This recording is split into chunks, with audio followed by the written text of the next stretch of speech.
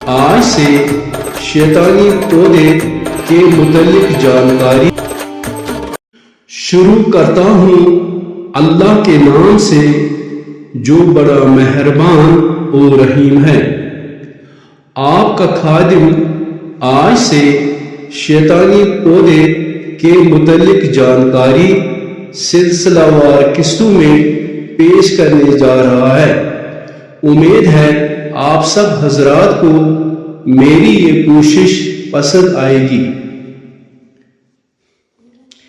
الہامی کتابوں میں ابا آدم، اماں ہوا اور ابلیس کی پیدائش، آسمانی دنیا سے ان کا اخراج بڑی دلکش اور خوبصورتی سے بیان کیا گیا ہے۔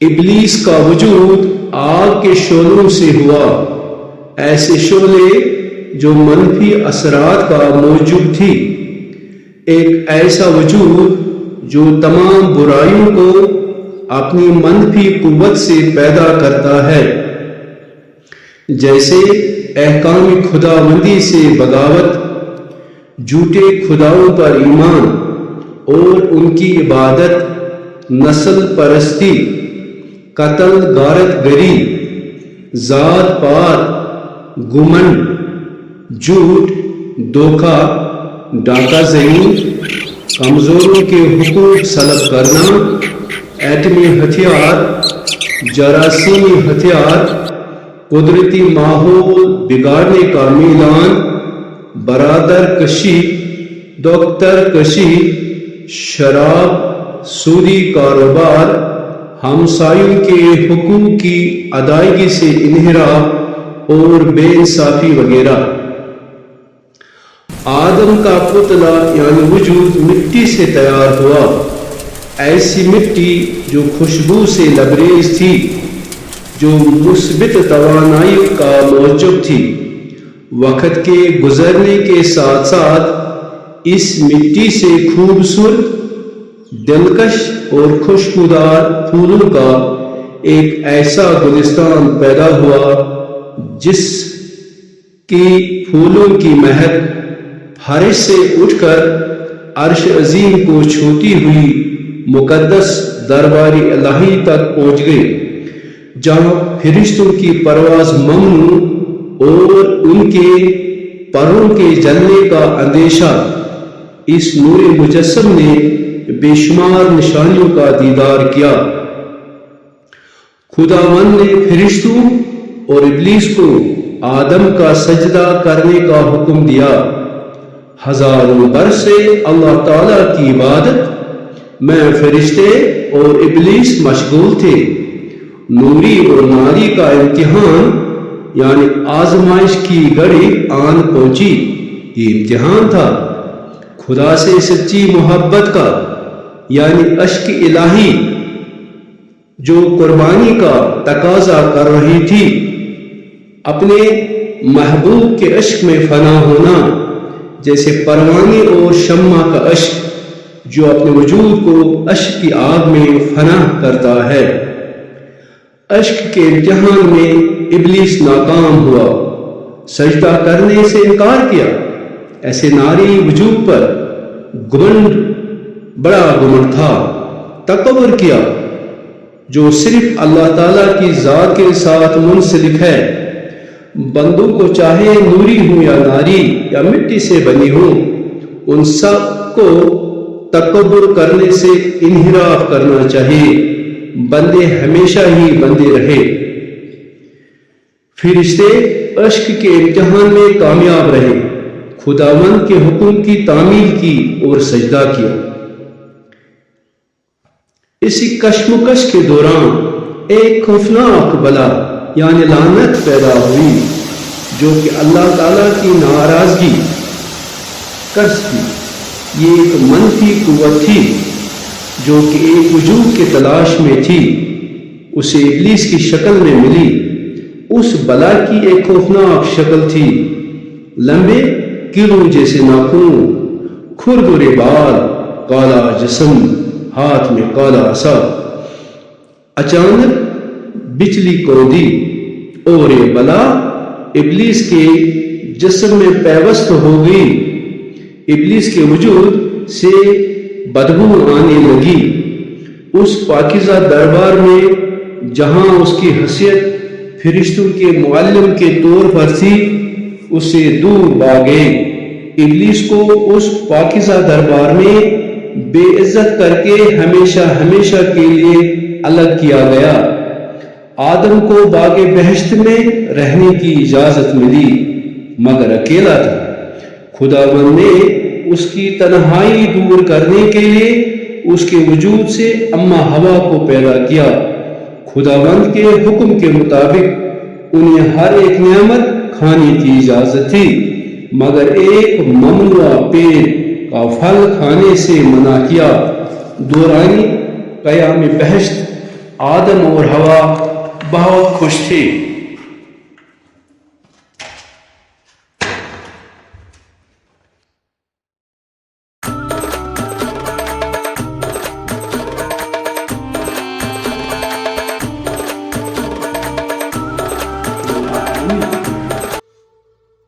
ابلیس بدلے کی آگ میں جھلس رہا تھا۔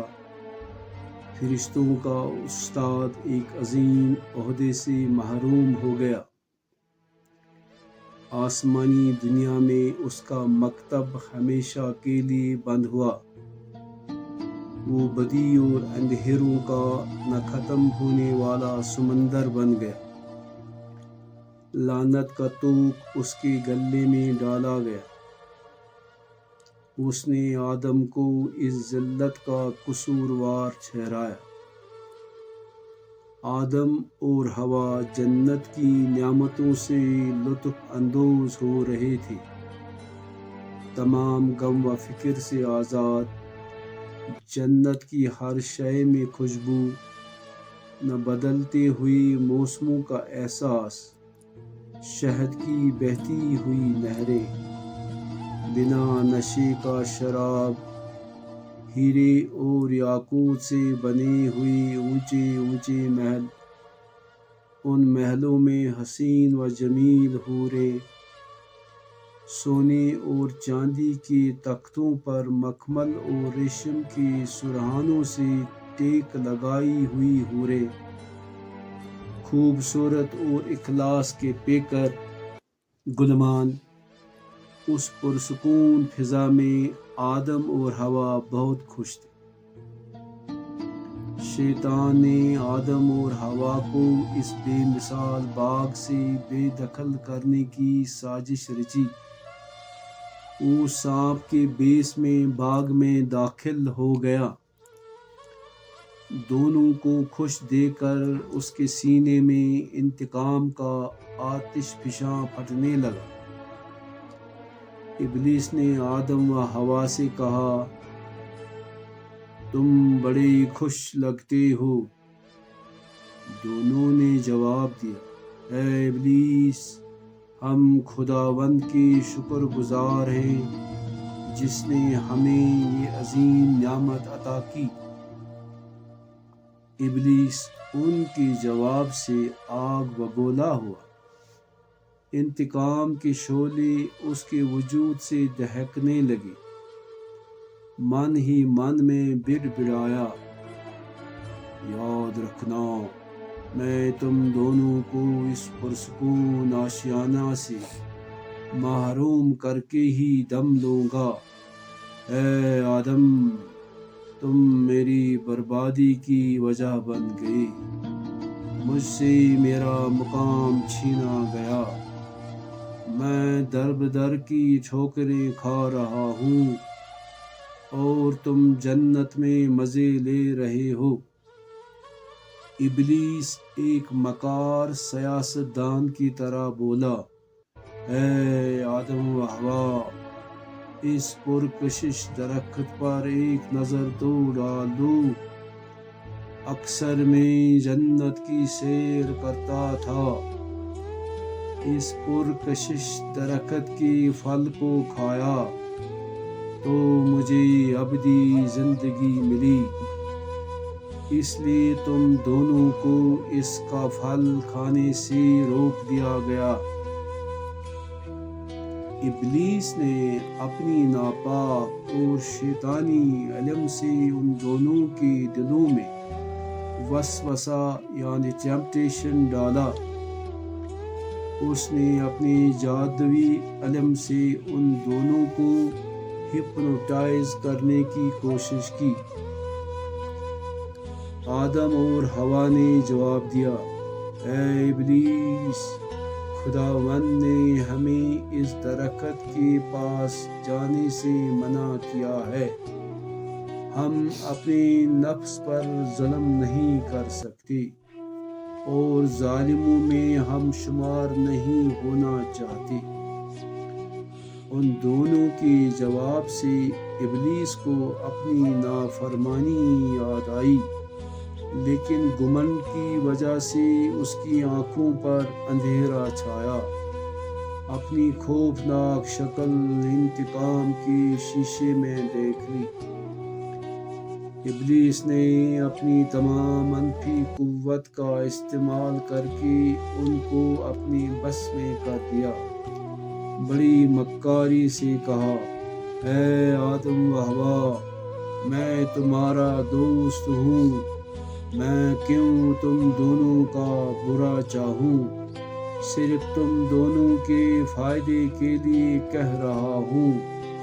اگر تم یہ ممنوع پھل فاربیڈن ایپل کھاؤ گے تو ہمیشہ کے لیے اس ابدی باغ میں رہو گے اور تمہیں بھی ابدی زندگی ملے گی۔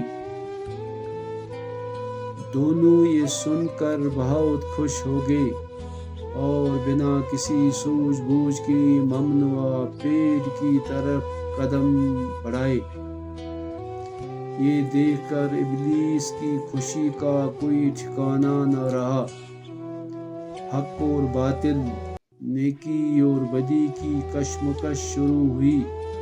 نیکی انہیں بار بار پکار رہی تھی، اے آدم و حوا، اپنے رب کی نافرمانی نہ کرو، اس کی اطاعت کرو، اور ان کے بڑھتے ہوئے قدموں کو روکنے کی کوشش کر رہی تھی۔